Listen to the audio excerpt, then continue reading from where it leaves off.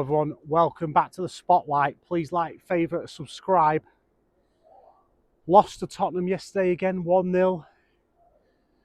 The spin is on with the talk of Amorim. The media are out and about after Amorim. Let's face it, there has to be some criticism of Amorim.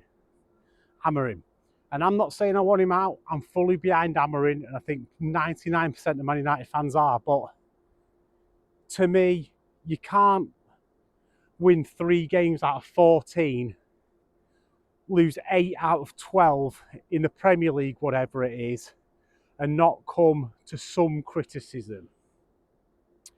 And the Spurs game yesterday, it is what it is, isn't it? I mean, we were okay in parts. Garnacho on another day scores us a couple.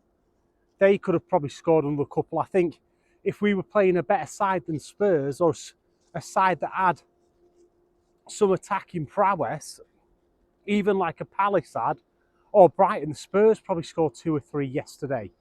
They were really poor on the break as well. The game probably deserved to be a draw. 2 teams that were languishing deep in the bottom half of the table, and it ended up 1-0 to Spurs. United can't cut a break at the minute. That's the way it's going, but that's also not an excuse. It is literally the way it is. Things I've got to talk about. I've even brought a little list with me, so bear with me a second. Onana. I've been around giving him the benefit of the doubt for a while now, but if anybody used to play PES, if you're my age, 40-year-old, you remember when PES was better than FIFA. And what did PES keepers do better than any other keepers in the world? Make saves and parry it back to forwards. That basically is Onana in a nutshell. The guy never ever parries a ball wide. He's so untrustworthy on any sort of shot. It's unbelievable. And I've tried to defend him in the past about his kicking and stuff, but the guy's finished. Bruno in the midfield. You all know my thoughts on Bruno, and especially on my thoughts on Bruno in the midfield. Yesterday, playing with Casemiro, I knew what all the excuses would be before the game even started. If we got run over in midfield, it would all be Casemiro's fault and not Bruno's. Thankfully, actually, most of the pundits and stuff that I saw after the game and that were saying Bruno was out of position all the time, leaving Casemiro on his own. I've been saying it for weeks and weeks and weeks and weeks and weeks. Bruno in the pivot is the end of Amorim. It will not work. The guy has to be playing in a 10 or on the bench. I'm sorry to say it, but he was absolutely diabolical yesterday. Giving the ball away, basics, 5-yard passing and stuff, just absolutely atrocious. And you could even blame him for not getting back for the goal. If you watch it again from memory, he stops running on the edge of the area. Casemiro, we all know his legs are gone. So what on earth are we doing playing Bruno Fernandes in there? And that is on Amorim. It is. I mean, there's no excuse for it.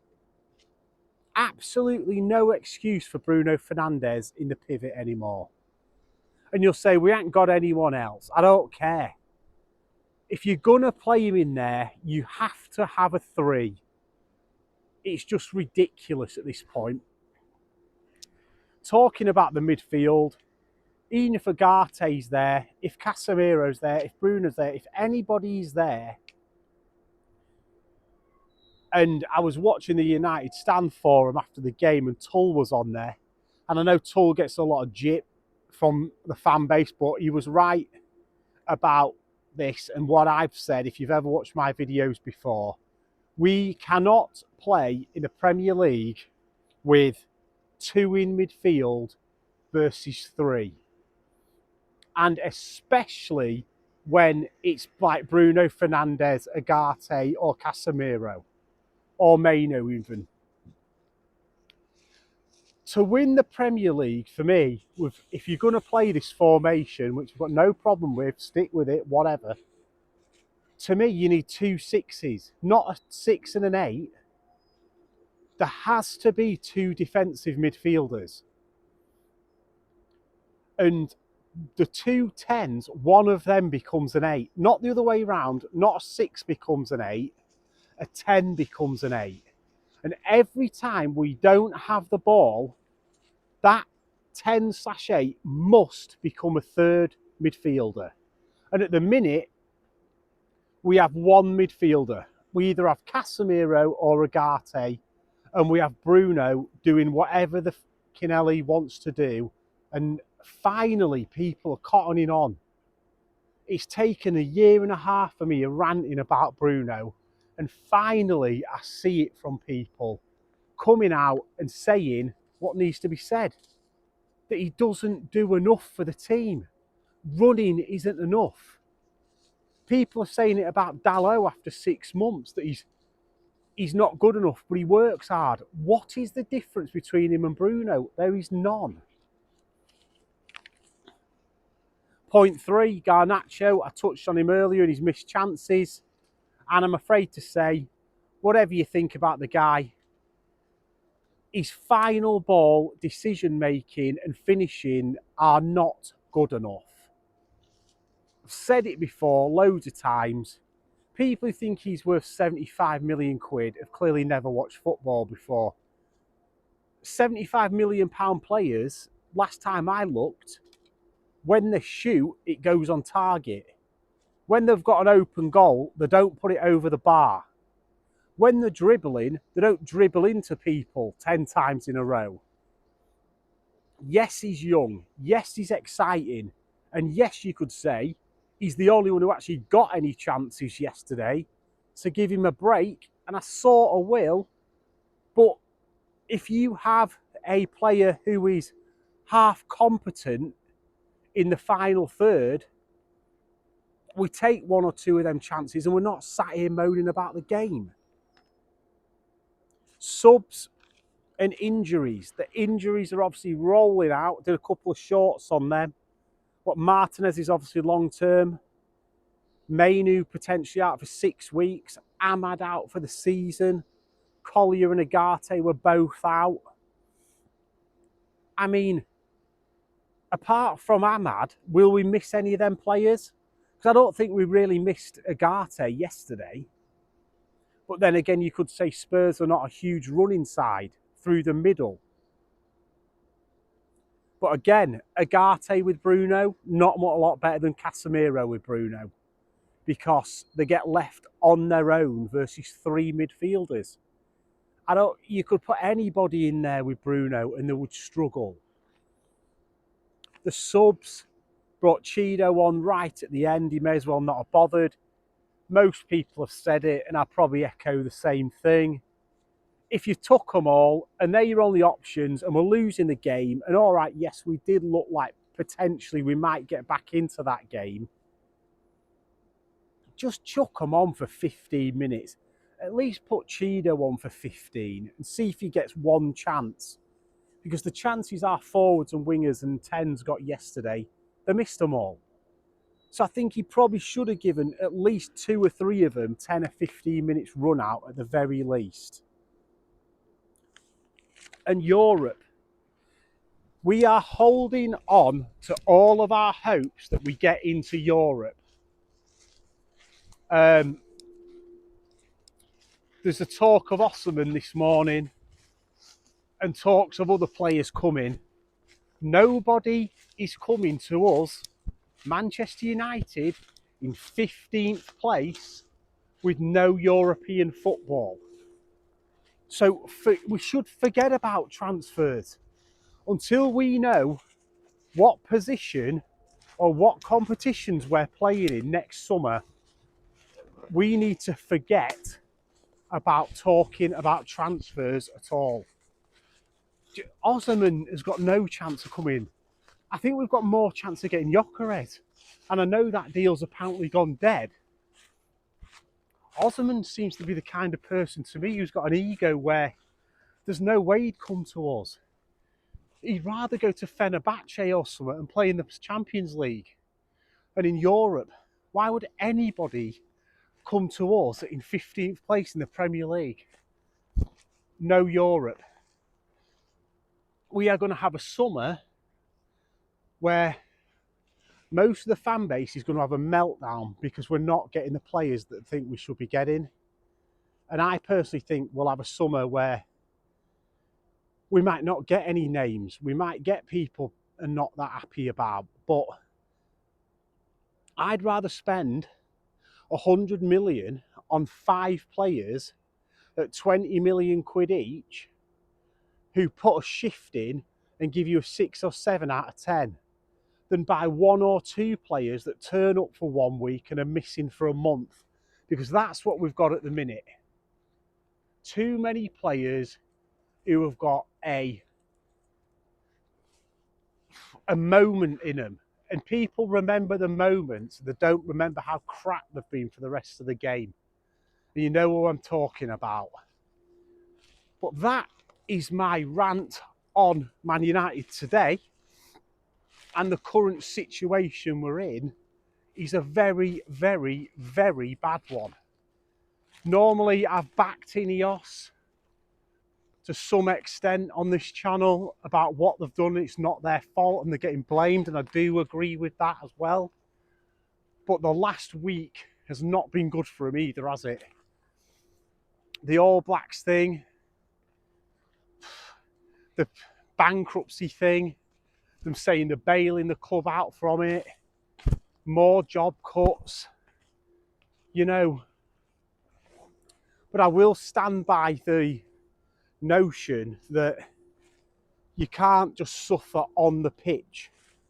We've got to suffer as a club on and off it. And no, it isn't nice for the people who might lose their jobs. No, it's not good for the fans.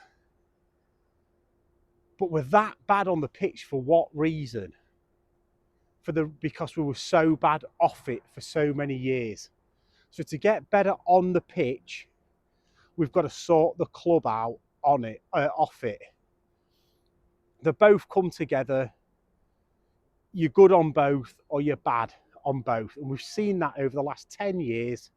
We've gradually got into more debt, worse players, worse stadium, worse team, spending millions and getting nowhere.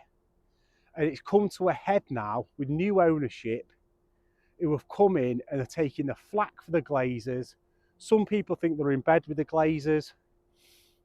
Personally, I just think they're coming to a club and they know exactly what needs to be done to get us back into profit and back into the right direction. And we are going to have to just take this for at least the next 6 months or so until the summer's over, the window's gone, and all you can do now is hope that all this suffering on and off the pitch from this season to next season is all in vain and is all for the benefit of the team and the whole club after the summer when Amorim gets his players. Let me know in the comments what you think. If Amorim is backed in the summer, say he gets 200 million, 4 or 5 new players. If we are 10th or below again by Christmas or this time next year, would you sack Amorim or would you still wait it out? Personally, I would give him the whole of next season. His contract is up anyway in the summer, and he probably needs the time to actually turn the squad around. But like I said at the start of the video, 3 wins in 14, 8 losses out of 12 in the Premier League. I'm afraid this is Man United. It is not a club where you can just consistently lose and get away with it. Whatever you say in press conferences, whatever you say anywhere, you will not get away with losing this many games as a Man United manager. And again, I'm not saying I would sack Amorim, because I absolutely would not. But there comes a point where you've just got to stop losing. And it's getting towards that point very, very fast. And quickly on Gary Neville, a lot of people are saying he should stop talking on Man United games. He's too in bed with the politics, the regeneration. He won't say anything negative about Ineos or the Glazers, yet he's going in on the manager. But I don't think he's really saying anything that I've just not said there. You can't keep losing as a Man United manager. You just can't. It don't matter how good you are in press conferences, and I think Gary Neville said something along the lines of his tenure so far has been good press conferences. I mean, it's not a lie, is it?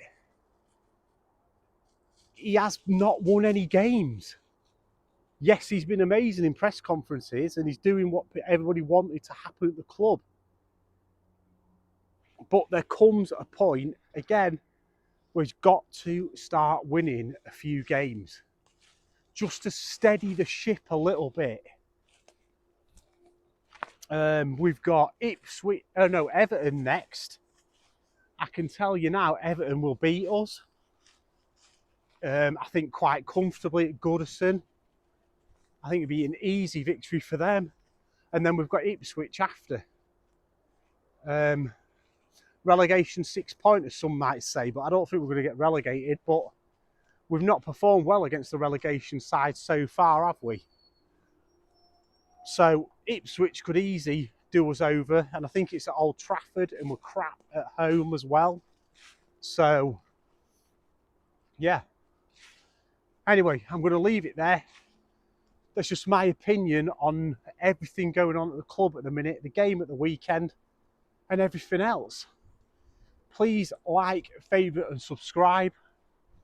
And I'll let you go, and I'll go walk the dog after another dog walk diary. Peace.